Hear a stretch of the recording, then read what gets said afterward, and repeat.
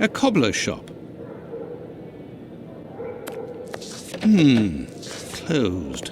I will return later. The policeman said the street girls would know something about the leather apron. Maybe I should go and see Lucy. Tell me, is it... Out of the way, I don't like the look of you.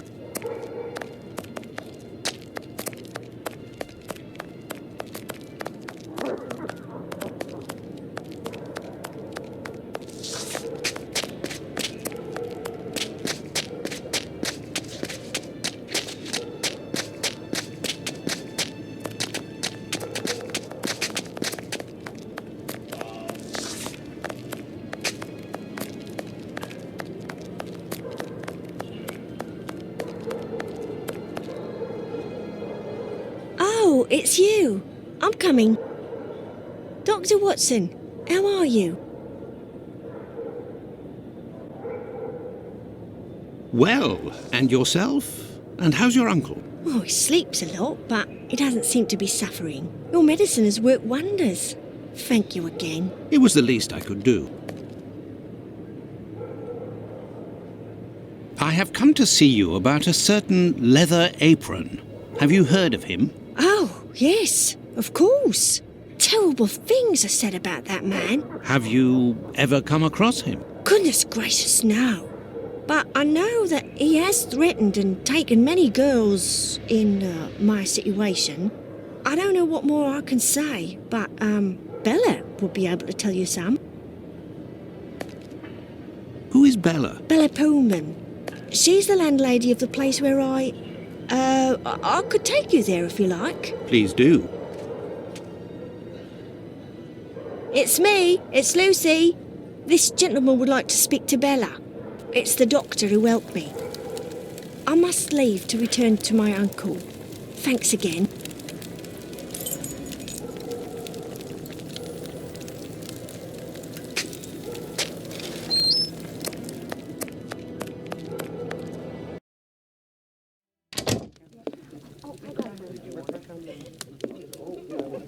Can I get a refill, please? If you'd be patient, Madam Bella will arrive in a moment. Good evening. I am Dr. Watson. It is young Lucy who told me to come see you. Ah, so you're the Good Samaritan who saved her uncle without asking for anything in return. And now you've come to see me, no doubt, to explain that the poor little thing doesn't belong here and you will see to her future. Well, if you expect me to let her leave with you... It's not that, ma'am. You should know I am a married man. And why should that matter? I believe there has been a misunderstanding. The reason that Lucy sent me here is that you may be able to give me some information about leather apron. Are you a doctor or a constable? I am most certainly a doctor, but I am acting in this matter in a private capacity, and I would like to find this man. Well, if you're able to rid us of him, I'll give you a week's worth of free passes. That man is a thorn in our sides. He spies on the girls in the streets and watches them inside the houses, spying through the windows. And as soon as they're finished with a client, he jumps on them without any warning and forces them to give him their money. I've never seen him, but one of my girls was attacked by this man, and she said that he wore a leather apron and carried a knife. And his face, oh, he has a horrible head, with rat's eyes and a deformed mouth. She even said that she knew his name, Pizer or Pizer, I think. But I don't know where she can be found. Margie, Nutcracker, the girl I'm talking about, could tell you more, but I had to let her go last week. Why did you let Margie go? The poor girl caught a shameful sickness, and the symptoms have attacked her face, if you know what I mean. So I gave her notice, and a little bit to help her along. I don't know where she is now, but she'll certainly be getting treatment at the clinic if she's still in the neighbourhood. Did you speak to the police? What would they do? Who cares about the girls in the streets? Would you have received a visit from another doctor, a stranger by the name of Tumbleton? I'm just like you, Doctor, sworn to secrecy in my profession. But as I've taken a fancy to you, I can tell you that this name is not unknown to me. And if you do me a little favour, it is possible I might remember something about him. What kind of favour must I do for you? You see that man over there? He's a rich artist, a painter, a regular client round here. Well, yesterday he came and left his cane in the umbrella stand in the hall before going into one of the rooms. Well, when he returned to this room, the cane had disappeared. It's a cane with a massive silver knob. Must be worth a fortune. He threatened to call the police unless he got free services in my establishment for a year. I'll be forced to accept, unwillingly, of course, given the services that he's demanding, unless the cane is found. Did you question the residents regarding the theft? They didn't see anything, and there's not one of them that would risk stealing from a client here. Who was in the room when your weasel of a client was in the chambers? There were a few that came and went, but Mary could tell you better than I can, because she was the one at the counter yesterday. Thank you, ma'am. No problem, my angel.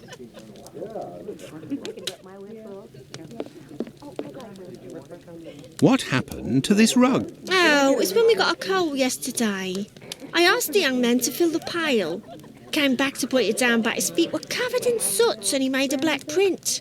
Madam Bella said it was my fault and I got a shilling's penalty. I also have to clean the print and it's no picnic. He has immense feet, that boy. I heard that there was a theft yesterday. Did you see anything? No, and I was here the whole time. Who delivers the coal? It's never the same person. I've never seen that lad before. Do you always keep an eye on the coat stand? Oh, yes. Well, when the coal delivery came, a client came out of the chambers and stopped me from seeing the boy who brought the bucket of coal. You don't think he would have taken advantage? Until next time, miss. With pleasure, sir. Best not to stray off in that direction.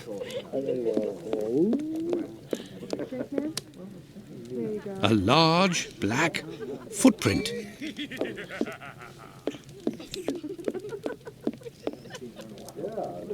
Good evening, sir. Good evening, my dear man.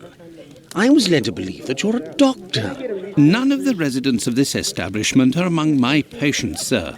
Oh, you're not here as a doctor, but as a man, then. I understand. This is my kind of place, too. It's in these houses in Whitechapel that you find the girls that are the most natural and definitely the most docile. Your way of speaking about these women is not that of a gentleman, sir. I heard that you were the victim of a robbery here. Oh, I'm not complaining. The loss of that walking stick will certainly bring me a very pleasant compensation. What does your cane look like? The stick is ebony, about 35 inches long. The round knob is made from chiselled silver with a ring around the middle of the same workmanship, just like the tip, for that matter. If you find it, don't tell a soul. Keep it for yourself. Got it? Well, goodbye, sir. Goodbye, or until next time. And good evening. These paintings are suggestive, at the very least. Yes, Dr. Watson? Thank you, ma'am. No problem.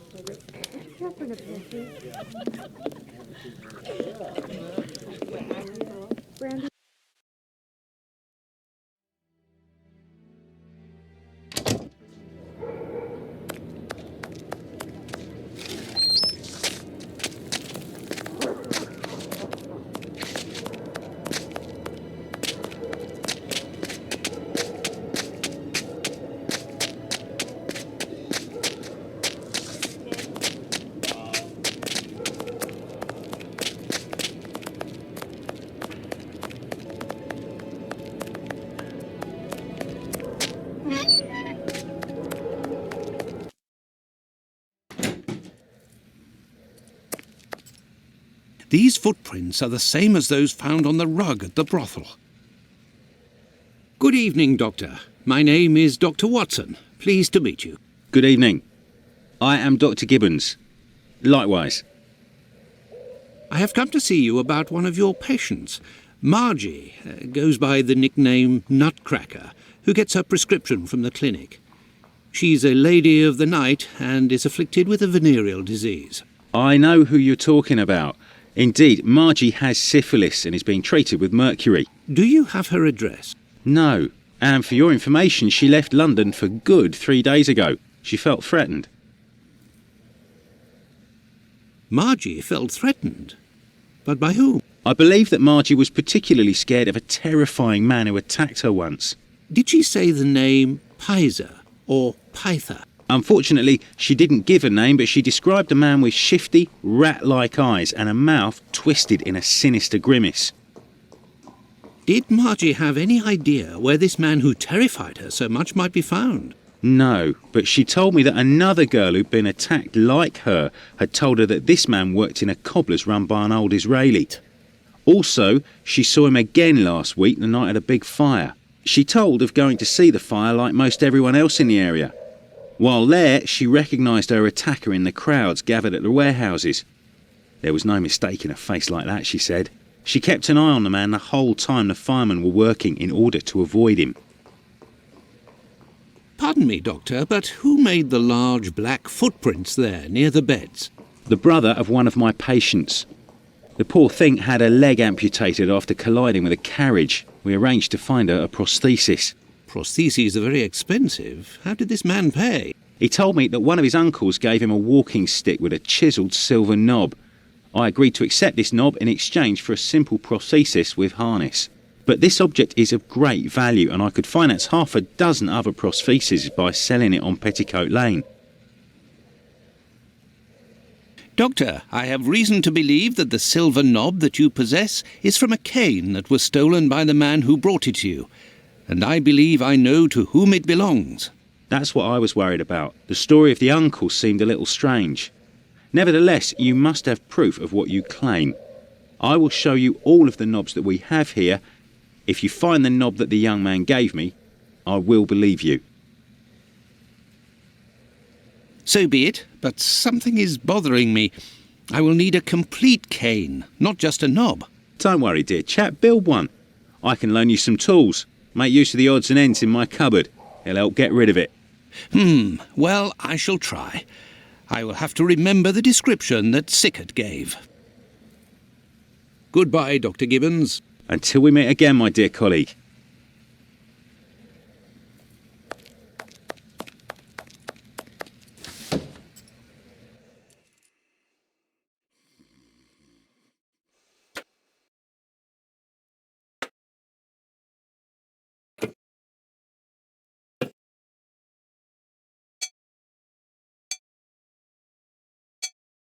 There, all done. Holmes couldn't have done better himself. What can I do for you, my dear colleague? I believe I found the knob from the stolen cane, which I succeeded in putting back together. That's the one. And yet I cannot give it to you, Doctor. I will only return it to the police, and only if there is an official complaint against me. Would there be a way to convince you to give me the cane? Find me 12 solid adjustable harnesses for wooden leg prostheses, and it's yours, Doctor. Goodbye, Dr. Gibbons. Until we meet again, my dear colleague.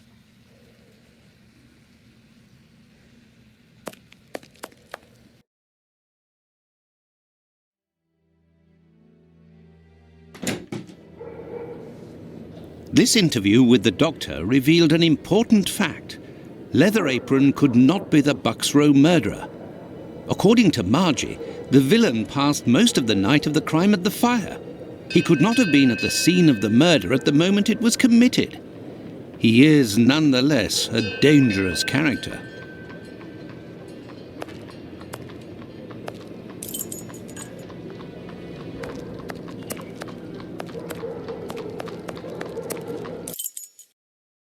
There's nobody here. How very odd.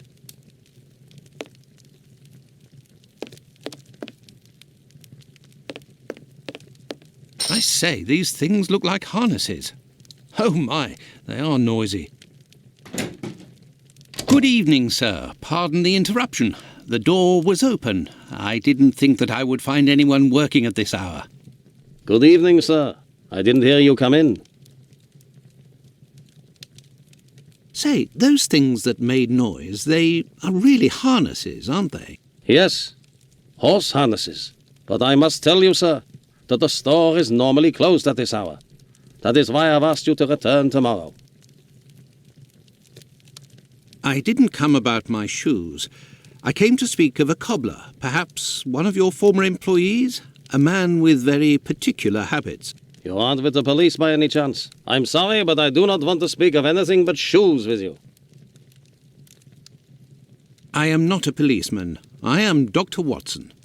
It's Mr. Finlay, who told me that you might be in a position to inform me. Ah, that Mr. Finlay is a very brave man. And if he sent you, then you must certainly be a worthy man also. So, Doctor, who is this cobbler with strange habits? The man of whom I speak is called Pizer or Pyther, a man with a frightening face. Do you know him? Yes, John Pizer. He worked here for a while, but he is no longer here. Do you know where I can find him? No, and if you look, you will not find him. Why? Because he is in hiding, Doctor. You see, a week ago, a horrible murder took place in the neighborhood. A rumor circulated that he might have been responsible for this crime. They say he has quarreled with women of certain virtue in the past, if you understand me. Do you know where I can find him? No, Why? because... Isaac, it is about the Bucks Row case that I have come to see you. I have the certitude and an incontestable witness that Pizer is innocent, at least of this crime, although he has attacked a number of street women. If he doesn't come forward to explain himself to the authorities, he is condemned to hiding and to take the fall for this murder. Furthermore, it will cast suspicions on your community because they must be hiding him. And while the whole police force is hunting for him, they cannot concentrate on the real assassin who roams the streets and, one never knows, may take any one of you any day. If what you say is true, your visit is a godsend to our community, Doctor. I tell you something. I know Sergeant Thick, an honest policeman who lives in the area. I'll tell John's family that he must go there to explain himself. But if you could please go as soon as possible to the police to give them this report that you say is incontestable. I will go as soon as I take leave of you. Thank you. If I can ever be of service in any way, do not hesitate to ask. Could we transform your horse harnesses into harnesses for wooden legs? Adjustable harnesses? A good craftsman can do anything, Doctor. And I do believe that's what I am. Come back in a while and it will be done. That will be my thanks for what you have done. I shall return later. At your convenience, sir. I am spent. I would like to return home, but I promised to go to the police as soon as I could. Now then, let's go to the police station.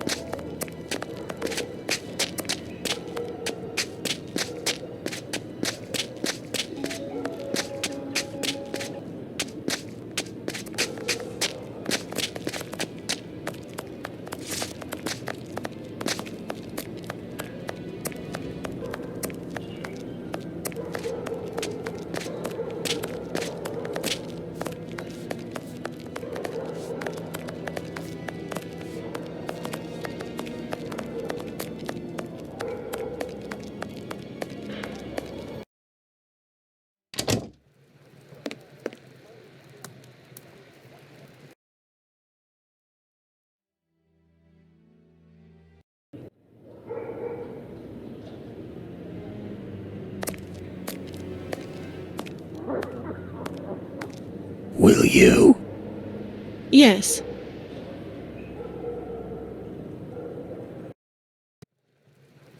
Doctor, you seem tired. Were you wandering the darker parts of Whitechapel all night? You could say that. I have some information on Leather Apron, the man of whom we spoke earlier.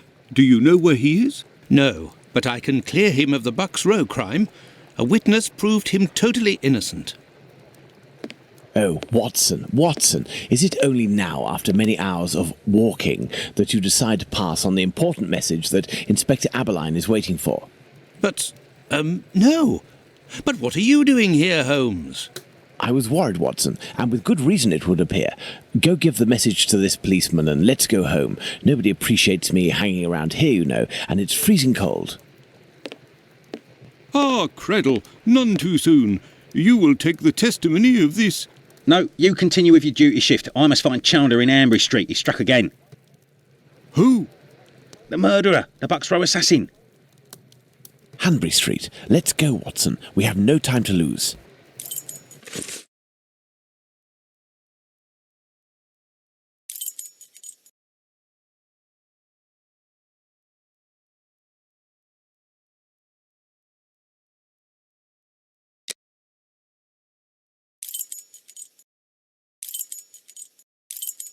Hanbury Street. Let's go, Watson. We have no time to lose.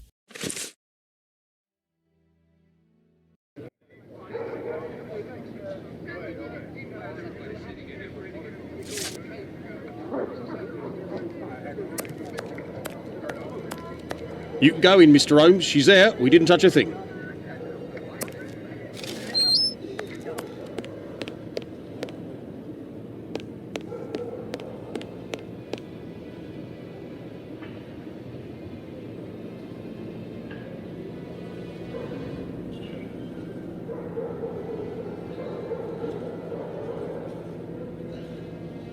It was very good of PC Chandler to let us pass. He said no one has touched the corpse. It's the perfect opportunity for us to put our skills to the test. Watson, let's not waste it.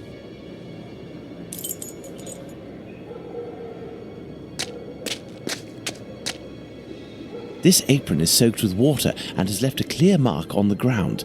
It must have been left in water for several hours and has been there for some time.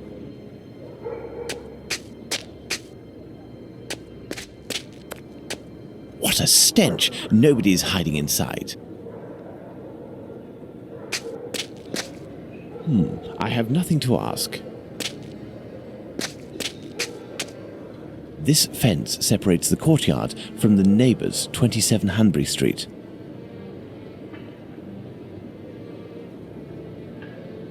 Two combs, curiously arranged. A piece of coarse muslin.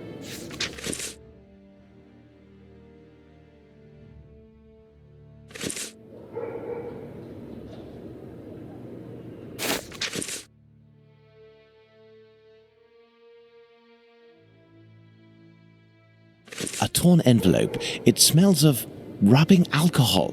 It contains 3 pills. I will take one. 2 should suffice for the police. So, Doctor, shall we examine our victim? Ah, I'm tired, Holmes. I'm not sure if I am in a state to do this work. Come, Watson, there is little time. Show me what you're made of.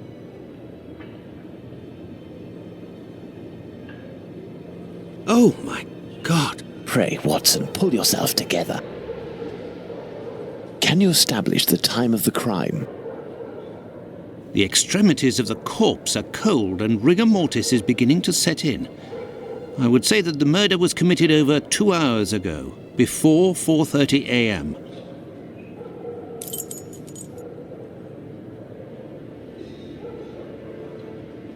The blood is a dozen inches or so from the ground. Bloodstains on the wall.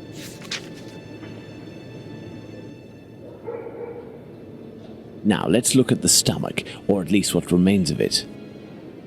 It's dreadful, Holmes. Who could do that to someone? That's what you're here for, Watson. Tell me what this man has done.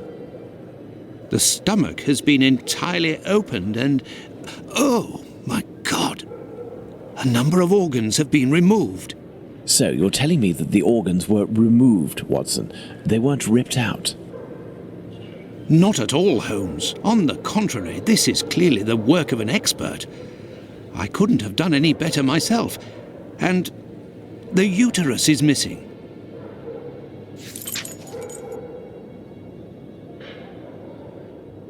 There are no trails on the ground. There's no sign of a struggle. Let's look at this poor woman more closely.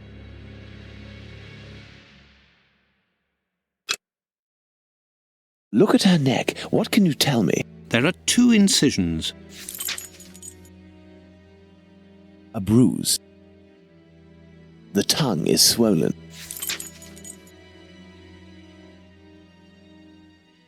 The victim's face appears to have bruising, wouldn't you say? Under the maxilla and cheek. There is less on the right side.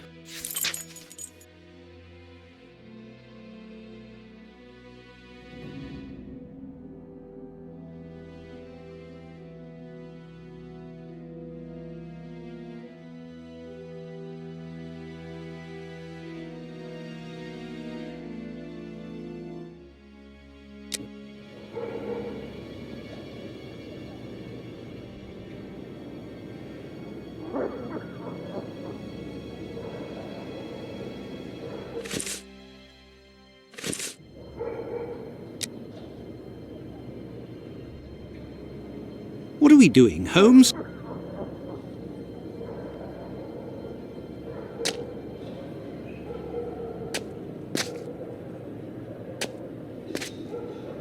This door must lead to the cellar. The latch has been recently repaired.